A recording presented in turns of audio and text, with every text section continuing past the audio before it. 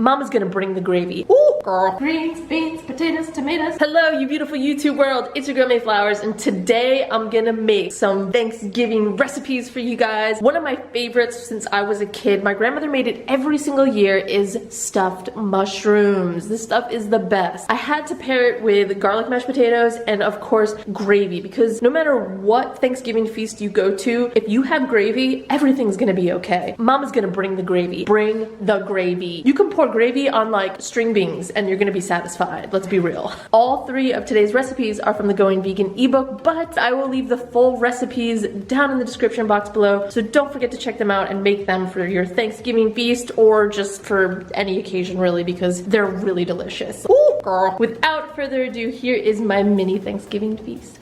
So the first thing on our Thanksgiving list to make is our stuffed mushrooms. I've got all our ingredients panned out here, and I'll leave the exact recipe down in the description box below, so you can just follow along and then look below for all the bells and whistles. Okay, here we go. 20 mushrooms. I'll show you later, but we're gonna de-stem these babies and stuff them. I've got a little finely chopped carrot and celery, a cup of lentils, we're about to boil these bitches, onions and garlic, of course. I've got some vegan parm and some breadcrumbs that we're gonna top the mushrooms with later. You'll see all of that. All my seasoning, basil, parsley, and I actually forgot my fresh rosemary, so at the end, I'm just gonna dabble a little bit on top. Another important thing is some ground flax. I'm gonna make a flax egg. It's really easy. Almost any blender can ground up flax seeds, and then you're gonna make a ground flax meal, like a so.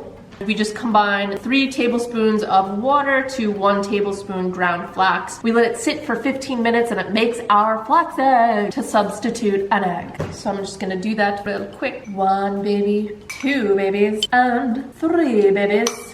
And then we mix. Mix, mix, mix, mix, mix, mix, mix, mix. Ooh, whisk, whisk, whisk, whisk. Okay, then we're just gonna let that sit 15 minutes and should be nice and stringy and eggy. I'll show you when the consistency's just right. In the meantime, I'm gonna turn my stove on, and I've got 2 cups of water in a pot, and we're gonna cook our lentils. Watch.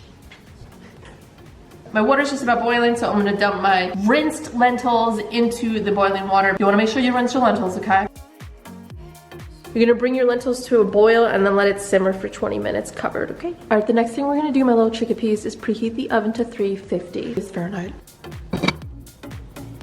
Now that I have my lentils cooking and my oven's preheating, I'm gonna saute my onions and my garlic and the vegetables, the carrots and the celery to start, okay?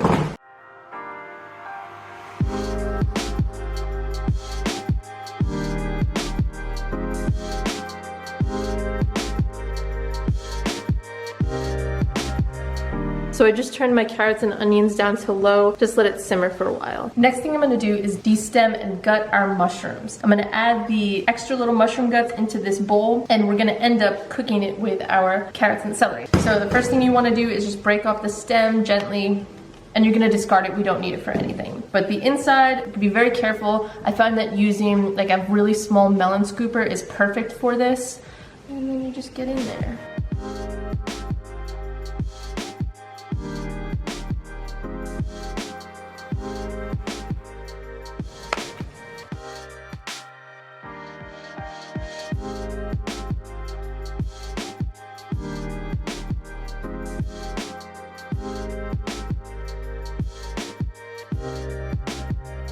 Got all my mushroom guts over here. I'm just gonna chop them up a little bit more. While I was doing this, I was making sure to stir my carrots and my celery. Mushrooms have a meaty texture as it is, so I find if you're missing meat in any of your recipes, that like adding just a little bit of mushrooms like makes such a big difference.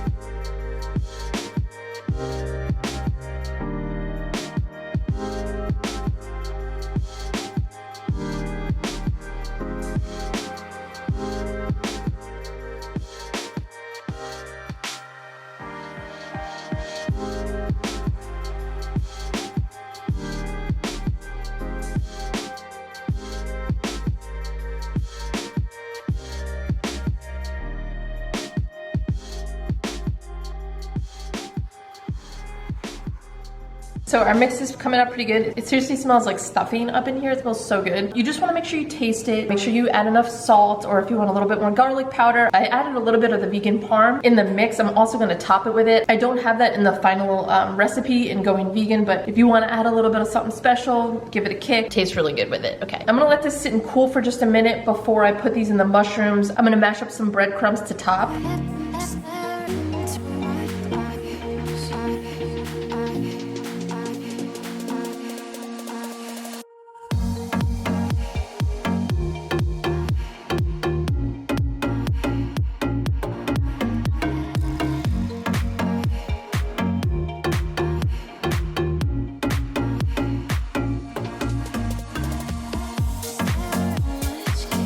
I have all my mushrooms topped. As you saw at the end, I just sprinkled a little bit of olive oil on the top. It's optional, but I really think it makes a difference, especially while it's baking. So anyway, I'm gonna put these in the oven for about 20 minutes. While those babies are baking, I am gonna get the water ready for our mashed potatoes. It's gonna take a while for it to boil, and in the meantime, I will clean up my mess, because I made quite the mess here. I'm gonna use 6 Yukon potatoes. I like the skin on my mashed potatoes, so if you don't like that, just peel them off.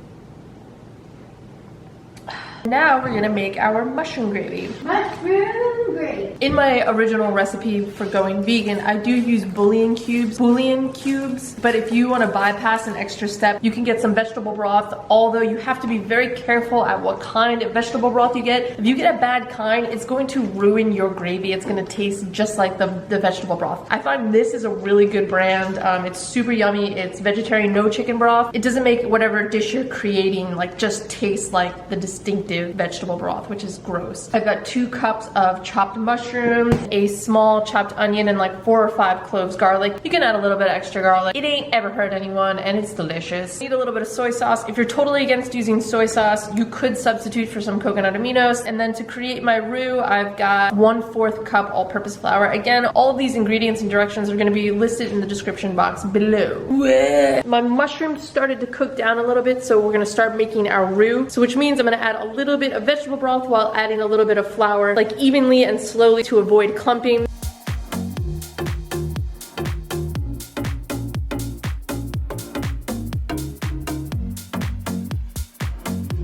For the mushroom gravy, you're basically going to stir in the rest of your ingredients and just let it sit and thicken. I am going to heat my butter and garlic for the garlic mashed potatoes.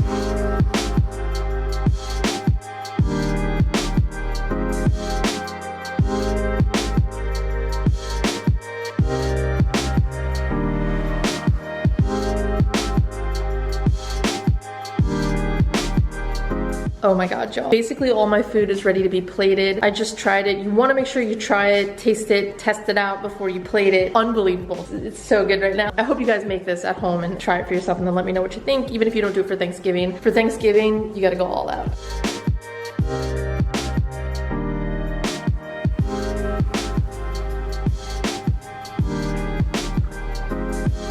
It's not right how good that is. It seriously tastes like my grandma's stuffed mushrooms. It's so good.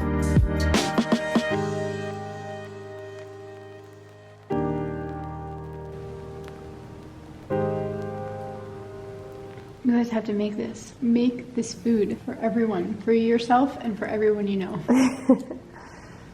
All of these mushrooms. They're so good. Mm-hmm.